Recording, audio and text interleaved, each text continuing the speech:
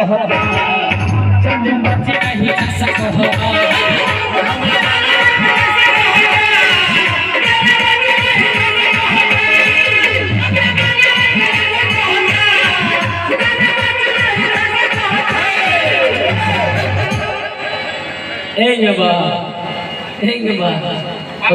को कहता खिले के तो हरे के पापा कहता हरे के पापा कहता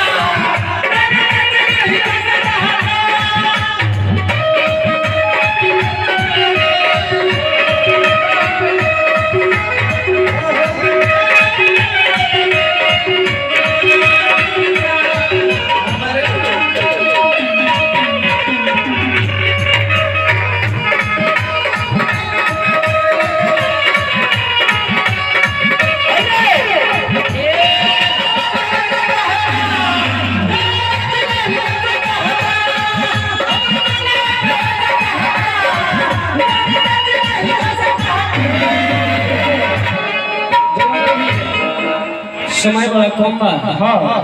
और दहेज पद्धति गावे के आदेश है बा सुनावले आई काहे की भैया आजकल हमने के समाज में बेटी के नाम सुनते ही इंसान के लोग काम करता का सागर बाबू बल्ले बा तारा को वो बेटी बा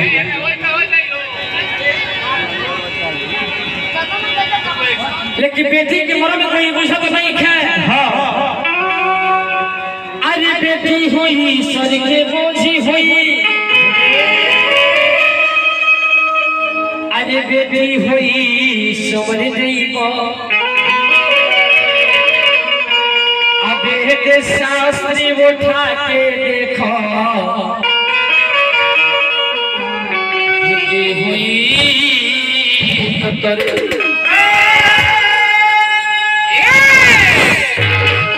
कमाई के ममता भरली मोती अरे पल भर में उजड़ गई है अरे छुचकी भरी सिंदूर के कारण बेटी भरी से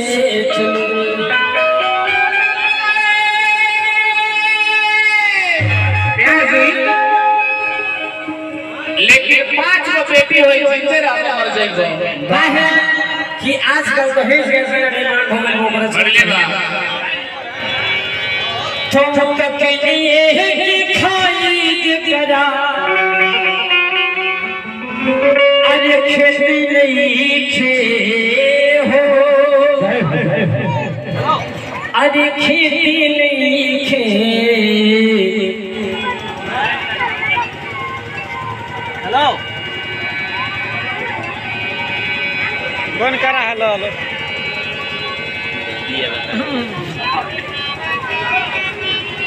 बोला संजय बाबू अरे खेती नहीं खे हो अरे खेती नहीं खे औवा भागा बाटी जे कराए को बेटी तो तोहरे पूजा लो अरे लक्ष्मी सरस्वती के कभी काहे बेटावा में मरल जाता बेटी एक तरफ है वही बेटी के अगरबत्ती दिखावल जाता लक्ष्मी सरस्वती सब कोई के पूजा होता एक तरफ है वही बेटी के अगर पता चल जाता कि गोरा बबनी बाड़ी उनका के मार दहल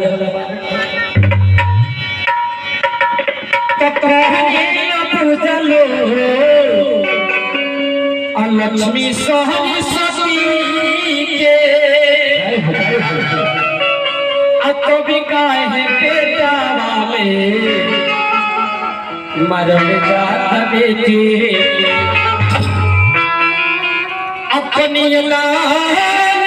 से की कबलो अरे देखी नहीं छे हो अरे देखी नहीं छे अजिया भागा बाटे कि जिकर एक बेटे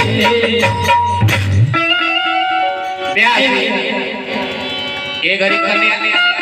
पहले कहत रहन सब ये घड़ी छवारी के कहत दान करे तो 7 लहड़िया में दान करो। हां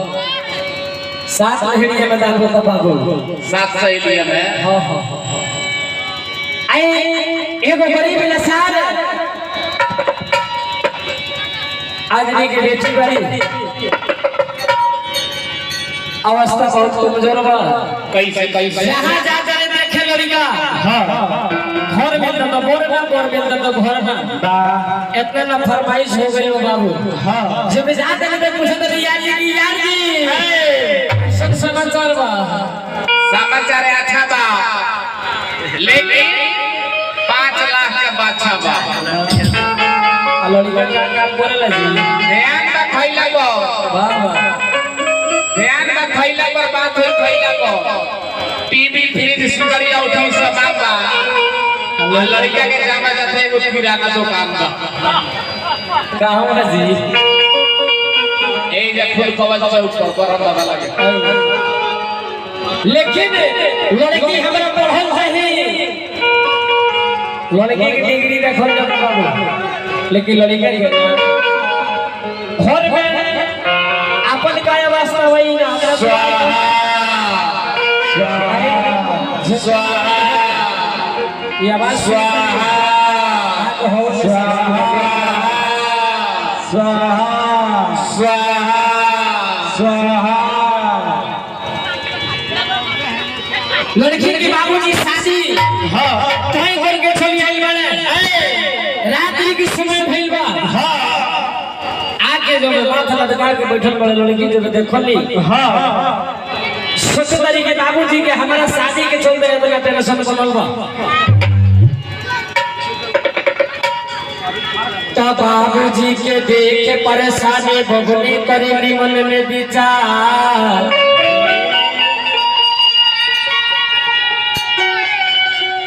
अरे हमारा शादी के चलते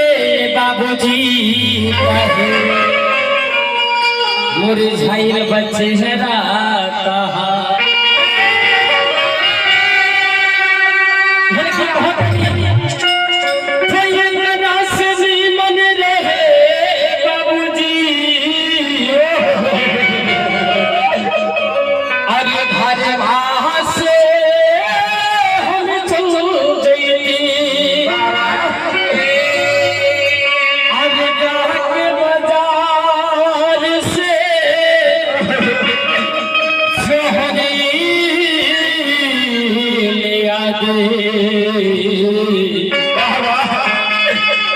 अरे खाइश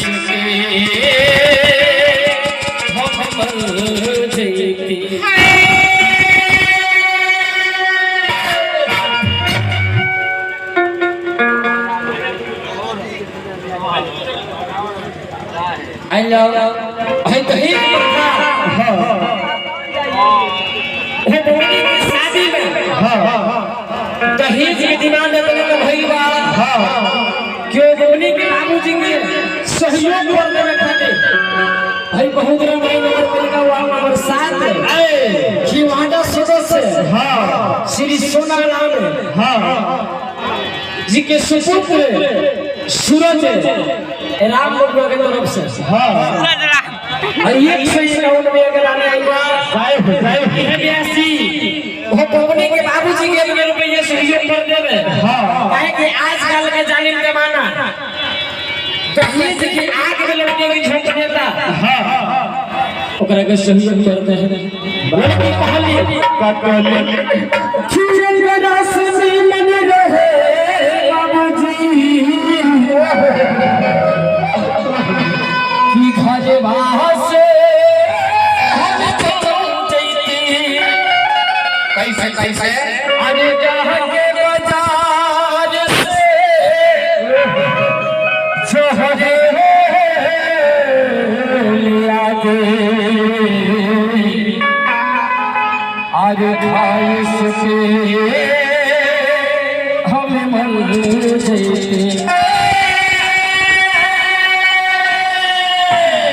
रात में जब सोते कोई बड़ी बबनी के माई आइने लड़की के बाबूजी और माई जो सलाह करता लोग बबनी से छुपा कर कि देखो बबनी के शादी कोई कर देले बनी ओई जो रोड के जरी में का जमीन बा बाबा के भराई को उहे बेच गए अब बबनी के शादी के तिलक दिया जाए कैसे काहे के लड़का वाला के डिमांड बा इस सारा बात लड़की सुंदरी जब उधर माई गई बड़ी सुख तो बबनी अपने माई के पैर दबाओ तरी ए माई हरी बाबूजी के रोक लो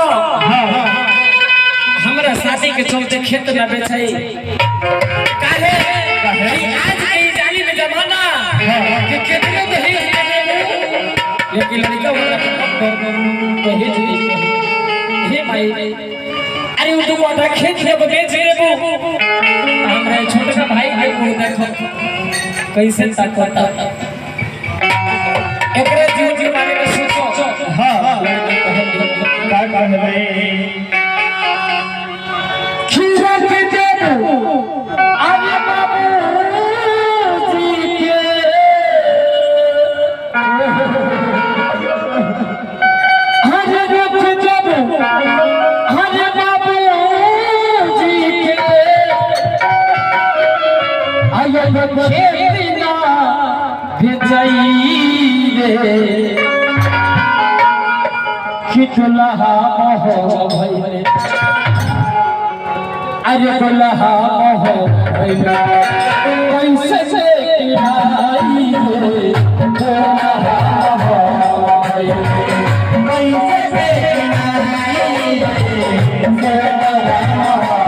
भइले माई रे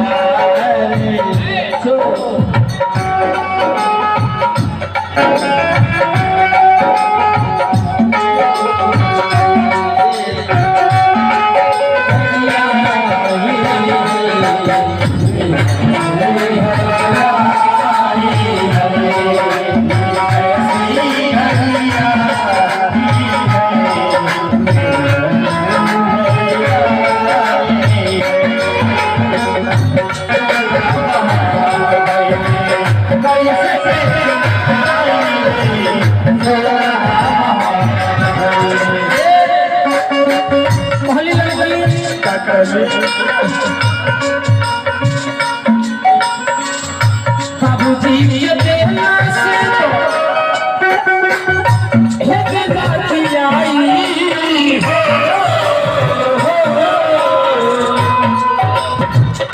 शादी के चलते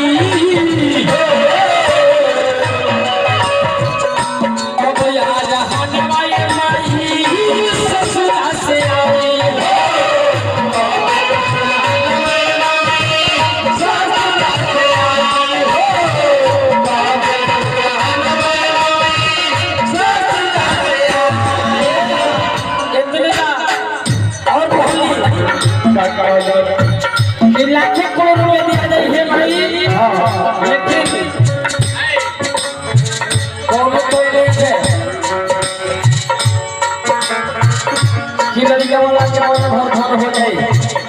ऐसे कहलो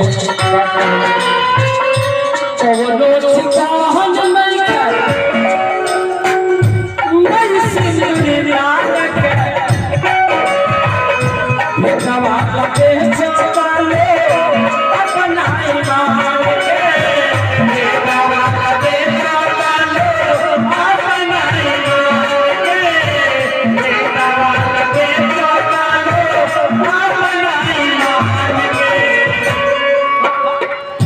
लिखे सोहाया दे